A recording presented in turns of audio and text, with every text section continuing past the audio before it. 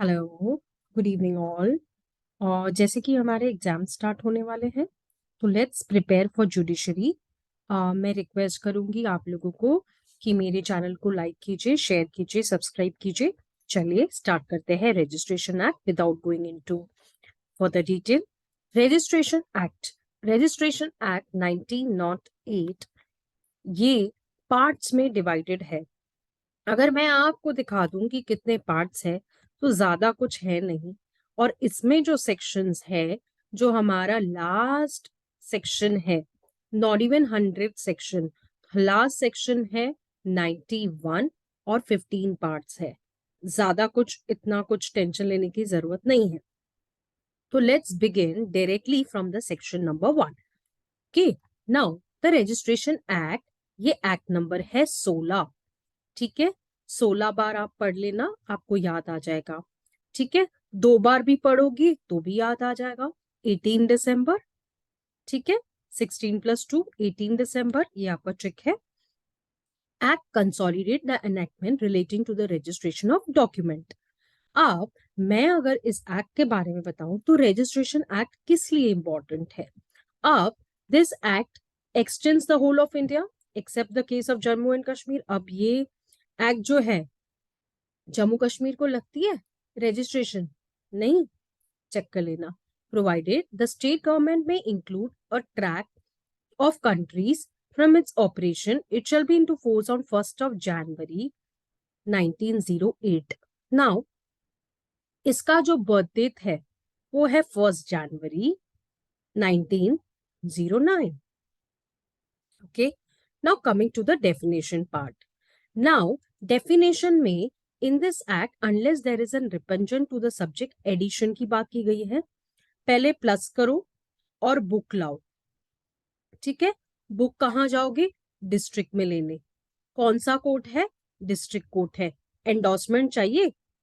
Endorsement चाहिए? किस चीज को लेकर एंडोर्समेंट होती है? Of course immovable property. What is an immovable property, ये हम बताएंगे आपको। इंडिया, आपने आईपीसी में भी इंडिया की डेफिनेशन पढ़ रखी है। Yes of course. उसके बाद में आता है लीज। अब lease plays a very big role. इसको अगर आपने समझा तो लीगल लाइसेंस अग्रीमेंट होने दीजिए, लीज डीड होने दीजिए, आपको आसानी से समझ में आएगा।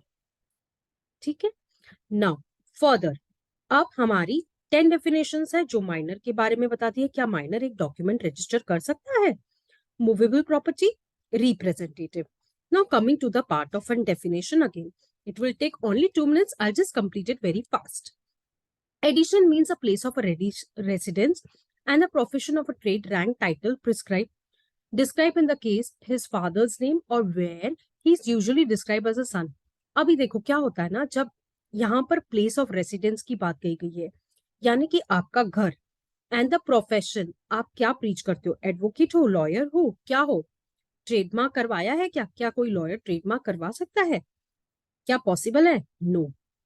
आपका रैंक, टाइटल अगर कुछ है, पर्सन का डिस्क्रिप्शन, हिज फादर्स नेम, और he is usually describe as a son, या वो सन है ऑफ हिज मदर, जो उसकी माँ है, उसका बेटा है ये, और mothers name. Book include a portion of a book, any number of sheets connected together forming a book portion. अभी बुक सबको पता है। Now, district, sub-district respectively form under the Act includes the High Court, its original civil jurisdiction. यानी कि High Court also uses its original jurisdiction. Now, endorsement. Endorsement का मतलब मैंने आपको सिग्नेचर करके तो दिखा दिया। By registering officer, अब कोई डॉक्यूमेंट को एंडोर्स करवाना है। इसका मतलब क्या होता है? अंडर रजिस्ट्रेशन एक्ट हर डॉक्यूमेंट को एंडोर्स करवा के एक नाम दिया जाता है। This is called as endorsement. Immovable property, immovable property क्या इंक्लूड करती है? Land, building, hereditary rights to way. इसमें आप देखेंगे अगर right to way, light, fisheries वगैरह आ जाता है तो ये किस चीज की बात कर रही है? ये जो बात कर रहे हैं, ये ईजमेंट्री की बात की जा रही है। ठीक है, इंडिया, इंडिया में India, very good very good. ठीक है, lease. Now lease is a counterpart of कॉबोलियत, अंडरटेकिंग टू कल्टिवेट और occupy, agreement to lease. Now what do you mean by lease?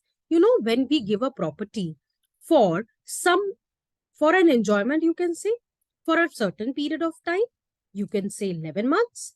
But lease out is, lease deed. If I speak about lease deed जो होती है वो 5 years and above होती है.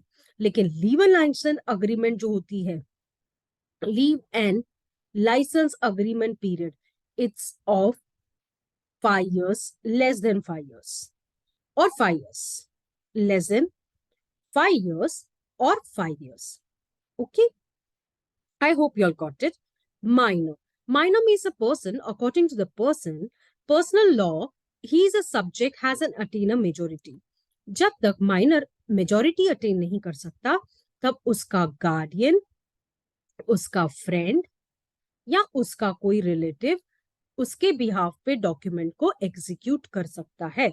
Now movable property, it includes timber, growing crops, grass, juice trees property. Now representative includes a guardian, minor committee and other legal curator of the lunatic or idiot. अगर कोई पागल है जो document करने के इसमें ही नहीं, तो कौन आएगा? इनकी जगह पे ये आ जाएंगे.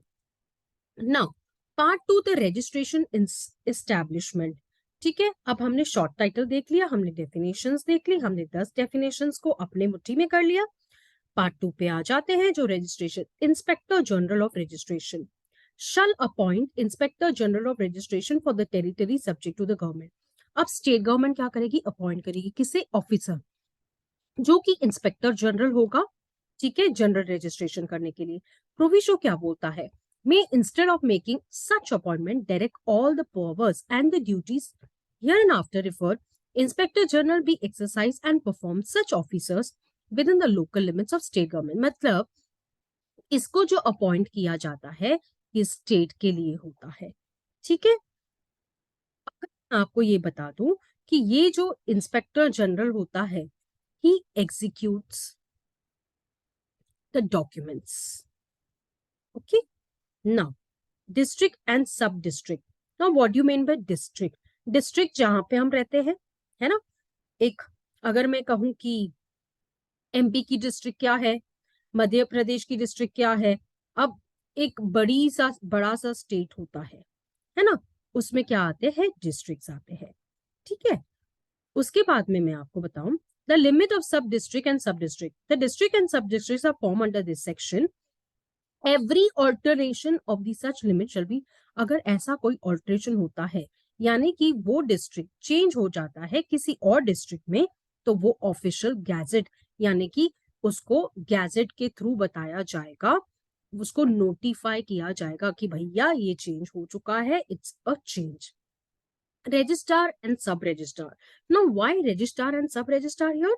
जो स्टेट गवर्नमेंट है वो अपॉइंट करती है रजिस्ट्रार सर्वल डिस्ट्रिक्ट्स के लिए और सब रजिस्ट्रार सर्वल सब डिस्ट्रिक्ट्स के लिए. देखो, रजिस्ट्रार बहुत सारे डिस्ट्रिक्ट्स के लिए, अगर सब आता है तो सब डिस्ट्रिक्ट्स के लिए सब registrars. Okay, now further point अगर हम सेक्शन नंबर 7 पे आते हैं, ऑफिसर्स ऑफ रजिस्ट्रार ऑफिसर्स. अब इनकी ऑफिस कहाँ होती है? जो स्टेट गवर्नमेंट होती है हर डिस्ट्रिक्ट में एक रजिस्ट्रार को बिठाती है. किस लिए? और सब रजिस्ट्रार को बिठाती है. जॉइंट सब रजिस्ट्रार्स भी होते हैं. मतलब सब रजिस्ट्रार जो होता है, he is the head of the person of joint sub registrar. Now joint sub registrar also is a registrar. ये equals to ही रहता है, ऐसा नहीं कि नहीं. जैसे हमने सीआरपीसी में क्या देखा है, आपने देखा है ना, एडिशनल असिस्टेंट, तो ये इसी के काम करते हैं. The state government may amalgate from the registrar. Sub registrar may authorize whose office has been amalgated, has the powers and the duties, provided no such authorization sub registrar to hear an appeal against himself under this act.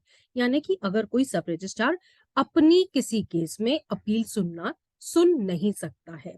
ठीक है, उनके powers और duties को यहाँ पे describe किया गया है. ऑफिस होगी तो पावर एंड ड्यूटी तो ऑफकोर्स होने वाली है ना. उसके बाद आ जाते हैं inspectors of registration office. Now हमने ऊपर देखा इंस्पेक्टर्स के बारे में देखा, राइट. तो यहाँ पर the state government may also appoint officers to be called inspector of registration office and may be prescribe the duties of such officer. Now you know what? Officers also get a duty. Every such inspector shall be subordinate to sub inspector general. Okay. Now this is the already repealed. Coming to section number 10, absence of registrar or vacancy in office. अगर एक registrar जो है वो उसके office को vacant रखता है, यानी कि उसकी वेकेंसी इसलिए हुई है क्योंकि या तो वो एब्सेंट है या टाउन से बाहर गया हुआ है, यानी कि अगर समझो एक रजिस्ट्रार है, उसके घर में शादी है, वो नहीं आ सकता, तो उसके जगह पे कौन बैठेगा? तो when any registrar other than registrar of any district including the presidency town is absent other than a district temporarily vacant, person whom a inspector general appoints in his behalf. Now who appoints? Inspector general. ठीक है, क्या करता है? In default of appointment the जज of the district court, मतलब district magistrate की बात की जा रही है। विद इन होम लोकल, अभी आप पता है ना आपको कि जो डिस्ट्रिक्ट मजिस्ट्रेट होता है, रजिस्ट्रार डिस्ट्रिक्ट मजिस्ट्रेट होता है, वो कलेक्टर का भी काम करता है, पता है ना आपको। तो यहाँ पर जो रजिस्ट्रार ड्यूरिंग द एब्सेंस, अगर समझो वो एब्सेंट है, तो उसकी वैकेंसी को कैसे फिल आउट किया जाएगा? तो रजिस्ट्रार और district including the presidency town absent, his office temporarily vacant, any person whom a inspector general appoints shall be the registrar. Such absence, अब क्या होता है आपको पता है ना कि इनकी ड्यूटी भी चेंज होती है। कभी ऐसे होता है कि इन लोगों को कहीं पे शिफ्ट किया जाता है, तो इसकी जगह पे कौन बैठेगा? तो ये कौन डिसाइड करेगा, ये यहाँ पे बताया गया है। Now absence of a registrar, section number 11 on a duty in his district. When any registrar is absent from his office, अगर वो absent है बोले तो क्या? Absent है बोले तो क्या? He is not present. It's very genuine. वो present नहीं है ना? और other person in his direct to perform during such absence. Now, very clearly बता देती हूँ मैं कि अगर ऐसा कोई बंदा एब्सेंट है तो सब रजिस्ट्रार कोई भी पर्सन को जो कि उसके डिस्ट्रिक्ट का है एज अ रजिस्ट्रार अपॉइंट कर सकता है, लेकिन कौन से सेक्शन के अकॉर्डिंग? 62-72, ठीक है, 62-72, सॉरी 68-72, उल्टा बोल रही मैं, 68-78, ठीक है। एब्सेंस ऑफ सच रजिस्ट्रार, अब वैकेंसी है, ठीक है, एब्सेंट है, टेम्पररी वेकेंट है, तो any person registrar of the district appoints behalf shall be सब रजिस्ट्रार। अभी वो उसके बिहाफ पे आ रहा है तो he will be a sub registrar, he will not be called as a registrar. वो उस जगह पे तो बैठ रहा है लेकिन वो वैसा काम नहीं कर सकता, ठीक है। चलिए, अब एब्सेंस की भी हमने देख ली। Now section number 13, report of a state government appoint under section 10, 11, 12। अब इसकी रिपोर्ट क्या बोलती है? ये बोलती है कि सच रिपोर्ट आइदर स्पेशल और जनरल स्टेट गवर्नमेंट, जैसे जनरली अगर मैं कहूं कि जैसे भी स्टेट गवर्नमेंट डायरेक्शन देगी, स्पेशल या जनरल, उस तरीके से रिपोर्ट बनाई जाएगी। नाउ 14 पे आ जाते हैं, एस्टैब्लिशमेंट ऑफ रजिस्ट्रार। अगर मैं आपको बता दूं कि there are several of state government है ना, तो वहां पे बहुत सारी ऑफिसेस होती है, तो इसका मतलब क्या होता है? वही होता है जो मंजूर खुदा होता है ना, यानी कि जो स्टेट गवर्नमेंट चाहती है। Now, sealing of registration office. The civil registrar, sub-registrar shall use a seal bearing the following inscription in English, in other language, जैसे कि हिंदी हो सकती है। जो रजिस्ट्रार का सील होता है, seal is a stamp which is used after a document is executed. उसके ऊपर स्टैम्प लगाया जाता है कि डॉक्यूमेंट एग्जीक्यूट हो गया, ठीक है। नाउ 16 क्या बोलता है? Register books and fire proof boxes. यहाँ पे स्टेट गवर्नमेंट एक प्रोवाइड करती है office registering officers the books necessary for the purpose of this act. अगर हम डॉक्टर के पास चले जाते हैं ना, तो भी बाहर एक नेसेसरी बुक्स होते हैं, तो रजिस्ट्रेशन को लेकर क्या डॉक्यूमेंट रजिस्टर करना है, किस तरीके का करना है, तो वो बुक प्रोवाइड किया जाता है। कौन प्रोवाइड करती है? स्टेट गवर्नमेंट, और उस बुक्स को उस रजिस्ट्रेशन ऑफिस में रखा जाता है। The books so provided shall contain in the form from time to time prescribed by the Inspector General. अभी देखो IG, Inspector General is a short form of IG, with the sanction of the state government, and the pages of such book shall be consequently numbered in a print.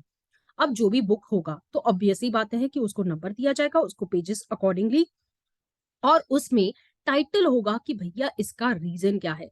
तो state government supply करेगी office of every registrar with a fire proof box. What do you mean by fire proof box? And shall make a suitable provision for the safe custody of the records. आपको पता है, अगर मैं आपको बताऊं कि ये जो फायर, फायर, पता है ना, आग से मत खेलना, तो ये फायर प्रूफ बॉक्स क्या होता है? ये फायर प्रूफ बॉक्स आपको हर एक रजिस्ट्रेशन, आपको पता है ना रजिस्ट्रेशन ऑफ डॉक्यूमेंट का मतलब क्या होता है? बहुत सारे बंच ऑफ पेपर्स होते हैं, ठीक है। हो सकता है आग लग जाए, आग लगने के बाद आप डॉक्यूमेंट कहां से लाओगे? तो हर रजिस्ट्रेशन ऑफिस में एक फायर प्रूफ बॉक्स होता है, जिस तरह से सेफ कस्टडी में रिकॉर्ड्स को मेंटेन किया जाए, और हर डिस्ट्रिक्ट में ये होता है। Now, keeping a books in a computer, floppies and diskettes. अब क्या होता है, कोई भी बुक्स ऑफ, जैसे अभी हम लोग बुक्स ऑफ अकाउंट्स होता है, तो यहाँ पे रजिस्ट्रेशन का बुक्स जो भी होते हैं इस सेक्शन के अंदर, तो उस कंप्यूटर में फ्लॉपीज, डिस्कीज, और ये इलेक्ट्रॉनिक फॉर्म में इसको ये किया जाता है। जैसे कौन करता है? इंस्पेक्टर जनरल, यानी कि आईजी करता है, जैसे कि स्टेट गवर्नमेंट उसको परमिट करती है, ठीक है। Notwithstanding anything contain in the law for the time being in force, the registration office under this hand a seal deemed to be a copy under 57, ठीक है। यहाँ पे हम समझ गए। नाउ पार्ट 3 बोलता है अ registrable documents. Now what documents are registration is compulsory, ठीक है। 17 पे 17 नहीं, 17 पे खतरा। किस तरीका का खतरा है? अगर आपको डॉक्यूमेंट रजिस्टर करना है तो कंपलसरी करना पड़ेगा। तो following of the register of the property situate, okay. Registration act 1860 किससे, आपको पता है ना कि पहले सारे एक्ट्स बने हुए थे, उनको पूरा चेंज करके इन्होंने नया नया चीज लेके आए हैं। जैसे अगर हम बोले तो 1973 की सीआरपीसी पढ़ते हैं, तो क्या 1973 में सीआरपीसी आई थी? नहीं नहीं, है ना। तो इसी तरीके से रजिस्ट्रेशन के बारे में बोला जा रहा है। Instrument of gift of immovable property. Now, अगर कोई गिफ्ट डीड रजिस्टर्ड नहीं है, you know what is a gift deed? A gift deed is, हम किसी को भी गिफ्ट डीड दे सकते हैं ना, गिफ्ट डीड दे सकते हैं कि गिफ्ट कर सकते हैं, एनी प्रॉपर्टी, ठीक है, किसी को भी हमने गिफ्ट कर सकते हैं। लेकिन आपको मैं ये बात बता दूं कि अगर फैमिली टू फैमिली गिफ्टेड होती है तो उसका जो रजिस्ट्रेशन आपको भरना होता है, जो कि रेवेन्यू होता है गवर्नमेंट को, वो कम भरना पड़ता है। लेकिन अगर आप किसी को भी थर्ड पर्सन को गिफ्ट करते हो, तो उस हिसाब से आपको जो गवर्नमेंट रजिस्टरिंग प्रॉपर्टी रहती है उसके अकॉर्डिंग करना होता है। Other non testamentary instruments which purport to operate a create declare assign limit present future right. अब देखो, अब यहाँ पर सीधा सीधा बताया था, value of 100 rupees and upwards इसको रजिस्टर किया जाता है, ठीक है।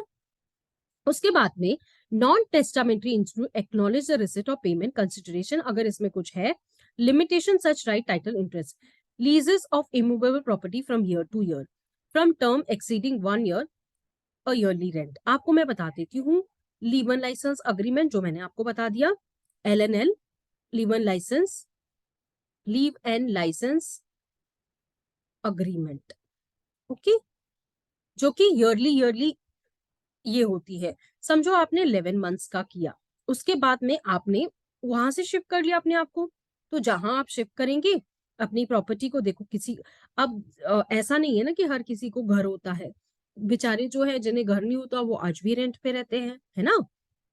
तो वही है, घर है वो अपने घर को रेंट पे देना चाहता है, तो हम जैसे लोग होते हैं वो रेंट पे ले लेते हैं, और कहीं ना कहीं जो रेंट होता है उन्हें पे कर लेते हैं, है ना। हर मंथली रेंट पे किया जाता है, इसके लिए आपको सीखना पड़ेगा, ठीक है।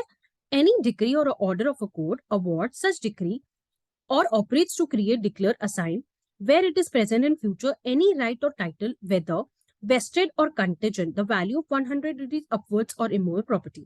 यहाँ पर अगर ऐसा कोई भी हमको केस फाइल करना है जिसके अगेंस्ट डिक्री के लिए जाना है, ऑर्डर के लिए जाना है, तो ये समझ में आना चाहिए, ठीक है। क्या बोलता है, स्टेट गवर्नमेंट पब्लिश करती है ऑफिशियल गैजेट में जो भी हम लीज करते हैं, ठीक है। The term granted which do not, मैंने आपको ऊपर ही बता दिया कि 5 ईयर्स से ज्यादा कि आप नहीं कर सकते, ठीक है। अगर 5 ईयर्स अपवर्ड्स करते हो तो उसके लिए लीज डील करना पड़ता है। चलो, द डॉक्यूमेंट कंटेनिंग, ना, the document containing, sorry, the document containing the transfer, the document containing contracts of a transfer for consideration of immovable property of section 53A of TP Act, आप TP Act बोल लीजिए, transfer of property act लीजिए, shall be registered if is suited on or after the commencement of registration related to the Amendment Act 2001 और उसके बाद में जो भी लॉज आए हैं उसके अकॉर्डिंग किए जाते हैं. Now what do you mean 53A? 53A transfer of property act is part performance. अगर आप मुझसे पढ़ना चाहो ना तो ट्रांसफर ऑफ प्रॉपर्टी एक्ट एक बार जरूर पढ़ के देखना, तो आपको फुली क्लियर हो जाएगा. No doubt in the mind. Okay, nothing in clause B and C. हमने देख लिया कि कोई भी कॉम्पोजिशन डी जो कि कंपनी रिलेटेड है, डेबेंचर्स है, उसके अकॉर्डिंग रजिस्टर्ड होगा. जहां पर कंपनी आती है तो आपको पता है company has to be registered, है ना. तो उसके जो शेयर्स एंड डेबेंचर्स के बारे में यहाँ पे बताया गया है, एक बार आप रीड आउट कर लीजिएगा. मैं एक्सप्लेनेशन बता देती हूँ कि document purporting operating to effect a contract for the sale of immovable property shall not be deemed to require ever to have been required registration by the reason only of the fact that the document contains a article of payment, earnest money, whole or any part of purchase money. आपको पता है जब हम कोई भी document करने से पहले इमूवेबल प्रॉपर्टी का हम अर्नेस्ट मनी देते हैं. अर्नेस्ट मनी को ये भी कहा जाता है it's a token amount. Token amount जिससे हम लोग कहते हैं कि हमारी डील पक्की हो गई. जैसे सगाई पक्की हो जाती है ना, वैसे ये डील पक्की हो जाती है. ठीक है. Document with registration is optional. कौन से डॉक्यूमेंट्स है जिसकी रजिस्ट्रेशन ऑप्शनल है? हमने पहले यहां पर हमने इससे पहले वाले सेक्शन में क्या देखा, मैं आपको फिर उस सेक्शन पे लेके चलती हूँ. कंपलसरी. ठीक है, 17 पे मैंने यही कहा था खतरा है कंपलसरी आपको डॉक्यूमेंट जो है रजिस्टर कंपलसरी. अब ऑप्शनल की बात आ जाती है. ऑप्शनल में तो बहुत सारी चीजें होती है. ठीक है, instrument, gift and will optional होते हैं. ठीक है, अगर आप घर का घर में गिफ्ट दे देते हो तो उसके लिए जरूरी थोड़ी है, बाद में के प्रॉब्लम्स नहीं होने चाहिए, तो इसलिए करना जरूरी है. ठीक है, जहां की वैल्यू, अब वहां की वैल्यू 500 रुपीज थी, यहाँ की वैल्यू 100 रुपीज है. ठीक है, lease of immovable property for exceeding 1 year, lease exempted under section 17. Instrument transferring any decree, order, award, declare, assign and extinguish whether in the present and future whether contingent vested the value is 100. अब यहाँ पे जो भी value देखोगे 1. अभी will को register करने के लिए जरूरत नहीं है. A will on a piece of a paper, अगर समझो कोई विल बना के गया है और वो पीस ऑफ पेपर पे लिख के गया है, that is also evidently in the eyes of law. यानी कि वो भी रजिस्टर्ड विल ही समझ जाएगी, तो वो रजिस्टर्ड नहीं थी तो क्या होता है. ठीक है, document in a language not understood by registering officer.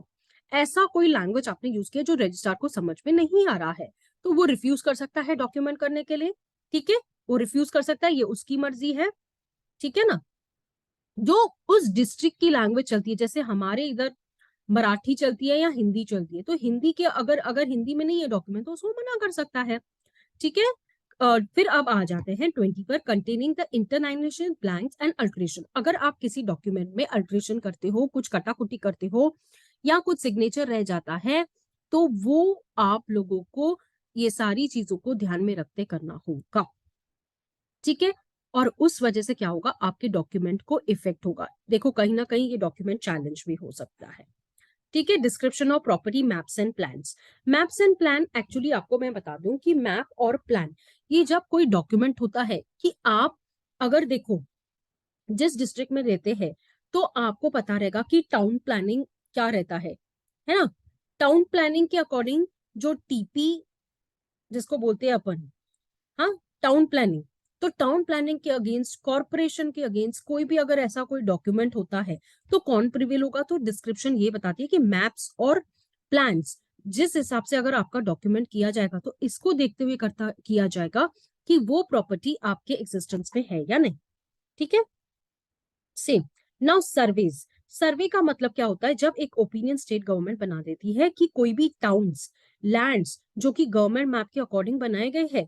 देखो कभी कभी अनऑथराइज भी बना. अनऑथराइज का मतलब क्या होता है ना, अनऑथराइज बताऊं क्या होता है अनऑथराइज. अनऑथराइज का ये मतलब होता है कि without the permission of the government, without the permission of the authorities आपने एक बिल्डिंग कंस्ट्रक्ट कर दी, है ना, तो दैट इज नॉट अलाउड. तो उसका डॉक्यूमेंट रजिस्टर हो सकता है क्या नहीं, बिल्डिंग तो ठोक दी लेकिन आएगी बरोबर गवर्नमेंट वसूल करने के लिए. ठीक है, part number 4, time of presentation.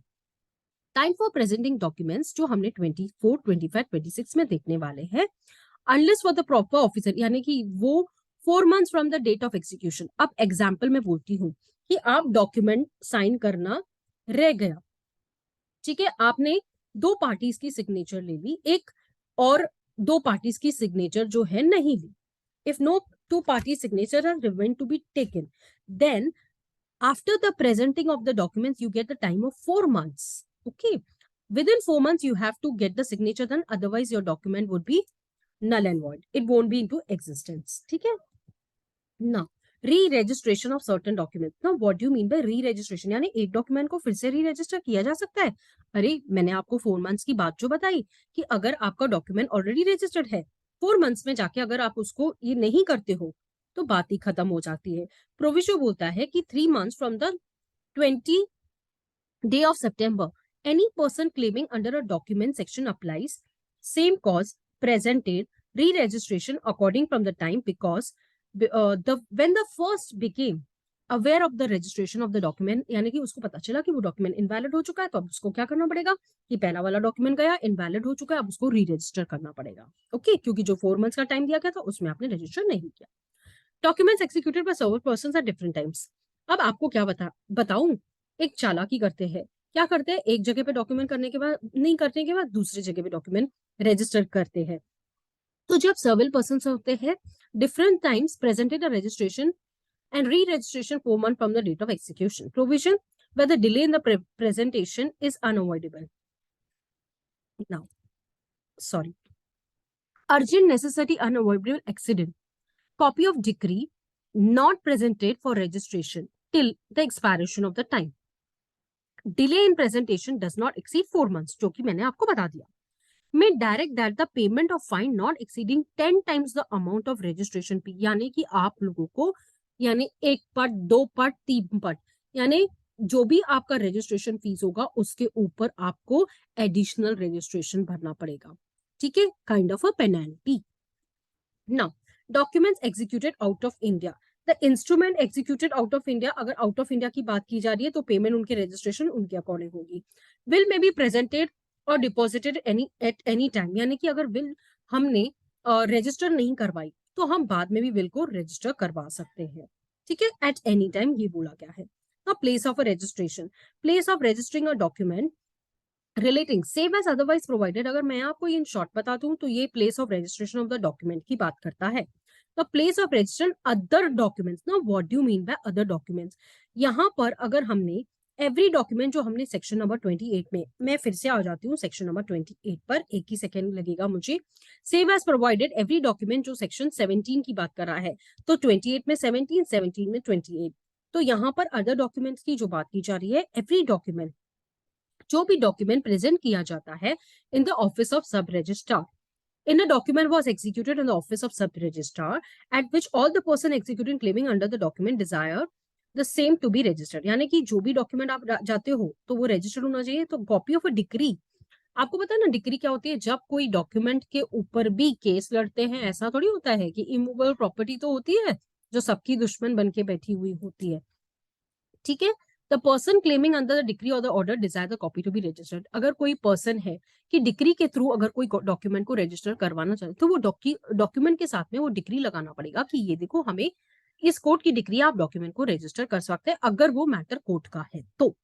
Now registration by registrar in certain cases, register में in description register subordinate to him. ठीक है, कोई भी रजिस्ट्रार जो कि एक डॉक्यूमेंट रिसीव करता है रजिस्टर करवा सकता है, भले वो सबऑर्डिनेट हो तो भी रजिस्ट्रेशन हो सकती है. Acceptance bye for the deposit of private residence. Ordinary registration जो होती है टू एक्सेप्ट करती है. प्रोविजो क्या बोलते हैं? Special cause residence of any desiring any present to present a document for registration to deposit will accept the registration. अब कोई भी डॉक्यूमेंट को रजिस्टर करना है, प्राइवेट रेसिडेंस का रजिस्टर करना है, किया जा सकता है ना. नाउ पार्ट 4 पे आ जाते हैं. पार्ट 4 क्या बोलता है? Persons to present a document for registration. Except जो भी पर्सन होता है, ठीक है, कंपल्सरी होता है रजिस्ट्रेशन करने के लिए, ऑप्शनल कब होता है? When some person claiming a case of a copy of a decree, the अगर होता है, एजेंट अगर होता है, तो उस समय ये ऑप्शनल होता है कि वो पर्सन जो ओरिजिनल पर्सन नहीं आए तो भी चलेगा. कंपल्सरी अफेक्सिंग. ना अफेक्सिंग का मतलब क्या होता है कि आप अपने डॉक्यूमेंट पे अगर फोटोग्राफ, देखो क्या होता है, थंब होता है, हम लेफ्ट थंब लगाते हैं और फोटोग्राफ लगाते हैं एग्जीक्यूशन करने के लिए. उसके बाद में इलेक्ट्रॉनिक मीडिया के थ्रू हमारा फोटो और ये होता थंब होता है, और उसके बाद में जो रजिस्ट्रार होता है उसके ऊपर सिग्नेचर करता है that the document is executed. Power of attorney, ना पीओए। ना what do you mean bye POA? Power of attorney क्या होता है? अगर कोई प्रिंसिपल है, ठीक है, जो time to time power of attorney देता है अपने एजेंट को कि आप जाके डॉक्यूमेंट, अब देखो जो ओनर्स होते हैं वो जरूरी नहीं हो कि हर बार जाके रजिस्ट्रेशन ऑफिस में खड़े हो जाए और डॉक्यूमेंट रजिस्टर करने के लिए, नो। तो प्रोविजो क्या बोलता है कि रजिस्ट्रेशन ऑफिस में ए बी सी जो यहाँ पे बताया गया है, जो हमने ऊपर देखा, द प्रिंसिपल के बारे में हमने देखा, अगर वो रिसाइड करता है इंडिया में, अगर नहीं रिसाइड करता है उसके बारे में अगर मैं कहूँ, तो यहाँ पर a person by whom bodily infirmity available with a risk of serious inconvenience to attend, person who are in jail, अगर कोई बंदा जेल में है जिसके ऊपर सिविल या क्रिमिनल प्रोसेस चल रहा है वो नहीं आ सकता, तो that is an exemption. Person exemption from the law personal appearance by court, यानी कि अगर कोर्ट उन्हें बोलता है कि आपको जाने की जरूरत नहीं है, वो एग्जाम्पशन ले लेता है, तो it is okay, you have to submit the document and finish. Now wait a moment.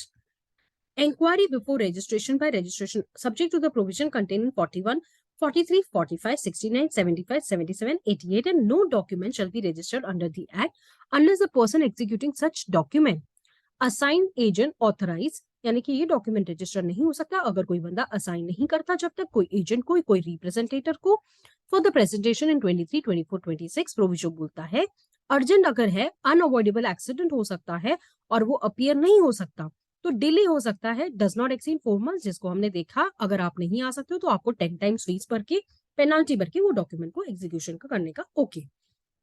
Weather such other document was executed, ऐसा कोई और डॉक्यूमेंट एग्जीक्यूट हुआ है क्या? Satisfy himself the identity of the person. देखो हम डॉक्यूमेंट के ऊपर थंब और ये क्यों लगवाते हैं? क्योंकि अपनी आइडेंटिफिकेशन देते हैं कि हमने डॉक्यूमेंट रजिस्टर किया हुआ है, ठीक है। जैसे ही रजिस्ट्रेशन होती है हमें कॉपीज को सप्लाई करवाया जाता है और वो कॉपीज आफ्टर रजिस्ट्रेशन हमें प्रोवाइड की जाती है। Okay, procedure on admission and denial for the execution respectively, if all the persons executing the document appear personally for registration officer known to him. उसके बाद में मैं आपको बता दूं कि इन केस अगर कोई भी रिप्रेजेंटेटिव, कोई असाइनर, कोई एजेंट, कोई representative, if such execution deed appears before the register office admits the execution, ठीक है। The register officer register document जो 58 से लेके 61 तक दिया गया है उसके अकॉर्डिंग इनकी रजिस्ट्रेशन होती है। द ऑफिस में ऑर्डर टू सेटिस्फाई हिमसेल्फ, कि अगर देखो क्या होता है ना कि कभी कभी ऐसे होता है कि रिप्रेजेंटेटर्स एजेंट्स आ जाते हैं, तो उन्हें तो देखो कभी ऐसे होता है कि माइनर नहीं कर सकता डॉक्यूमेंट, आपको तो पता ही है ये बात कि डॉक्यूमेंट एग्जीक्यूटेड डिनाई एग्जीक्यूशन, यानी कि इफ एनी पर्सन, कभी कभी क्या होता है रजिस्ट्रेशन ऑफिस में भी आके बहुत सारी डील जो क्रैक होने वाली होती है वो नहीं होती है, तो उस वजह से भी ये बोला गया है। यहाँ पर मैं बोलूं इडियट और लुनेटिक, पागल लोग तो नहीं कर सकते माइनर तो डॉक्यूमेंट, क्योंकि उनको तो रिप्रेजेंटेटिव चाहिए, उनको तो कोई गार्डियन चाहिए, उनको तो कोई कोई हेल्पर चाहिए जो ये करे, और रजिस्ट्रार जो है रिफ्यूज कर रहा है डॉक्यूमेंट को करने के लिए। तो प्रोविजन होता है कि जो प्रोसीजर पार्ट नंबर 12 में दिया है, फॉलोइंग दैट प्रोसीजर ये डॉक्यूमेंट को एग्जीक्यूट किया जाएगा। Now part number 7, enforcement appearance, executants and witness. Now what is an executor? Now the person who executes a document is an executor. Executors वो होते हैं, कभी हम विल करने के टाइम पर हमें डॉक्यूमेंट को एग्जीक्यूट करवाना पड़ता है, क्या होता है दो पर्सन और दो मतलब ऐसे पर्सन लिए जाते हैं कि वो जिन्हें वो जानते हुए, ठीक है। If any person presenting a document for registration or claiming is capable of presented whose presence testimony, यानी कि जिसके सामने ये सारा कुछ हुआ है, तो ये एक डिस्क्रिप्शन है, call such officer to the court behalf issue the summons. अगर ऐसा कुछ है तो जो रजिस्ट्रार है ना उसको भी अपन सम्मन लगवा सकते हैं, लेकिन ऐसा कोई ऑथराइज एजेंट है जो रिप्रेजेंटेटिव के लिए काम कर रहा है तो उन्हें भी सम्मन लगवा के बुलाया जाएगा कि देखो ये डॉक्यूमेंट एग्जीक्यूट हो रहा है, ठीक है। ऑफिसर और court to issue the cause service of summons. The officer or a court upon the receipt of the person fee payable shall issue the summons accordingly. Person exempt from the appearance for registration office हमने पहले ही देख लिया है। Now law to summons commission and witness. अब मैं आपको बता दूं कि फॉर द लॉ अगर हम सिविल कोर्ट की बात करते हैं तो यहाँ पर है ना, आपको आप ये पढ़ेंगे जब आप समन्स का चैप्टर पढ़ेंगे ऑर्डर नंबर 5 से जो है उसको लेकर आप पढ़ेंगे तो आप देखेंगे कि ऑर्डर नंबर 5 में जो रूल्स है उसके अकॉर्डिंग ये रजिस्ट्रेशन एक्ट भी चलता है, क्योंकि रजिस्ट्रेशन एक्ट सिविल पे ही काम करता है। ठीक है, नाउ आ जाते हैं part number 8, person entitled to present will and authorise to adopt. जो टेस्टेटर होता है, क्लेमिंग एग्जीक्यूटर, देखो जो डोनर होता है, एक डोनी होता है, जो लेने वाला, जो मरने के बाद देने वाला। तो यहाँ पर कोई डॉक्यूमेंट रजिस्टर हो सकता है क्या? Yes, will has to be registered, इसमें कोई बात नहीं है। Registration of wills on authorise to adopt, अगर ऐसी कोई बात है तो विल और authority testator donor as a case में भी दैट द टेस्टेटर और अ डोनर इज डेड। ये विल कब एग्जीक्यूट होती है? जब डोनर जो देना चाहता है वो मर जाता है, उसके बाद ही विल एग्जीक्यूट की जाती है। ठीक है, विल एग्जिस्टेंस में आ जाती है, मरने के बाद सुना है ना कि विल को पढ़ा जाता है सबके सामने, यही बात बोली जा रही है। पार्ट नंबर 9 बोलता है to deposit the wills, deposit of the wills, a testator में either duly authorise agent to deposit the will, seal the cover, subscribe the name, and जब उसके मरने के बाद ये डॉक्यूमेंट को पढ़ा जाएगा ना, तो वो एक एजेंट को पकड़ के भी ये सारी चीजें की जाती है। Procedure on deposit of will, after receiving such cover the registrar if satisfied, अगर वो कवर जो रजिस्ट्रार के पास आता है, वो एजेंट जो लेके जाता है, अगर वो सेटिस्फाइड हो जाता है तो उसको विल को रजिस्टर किया जाता है, कवर होता है।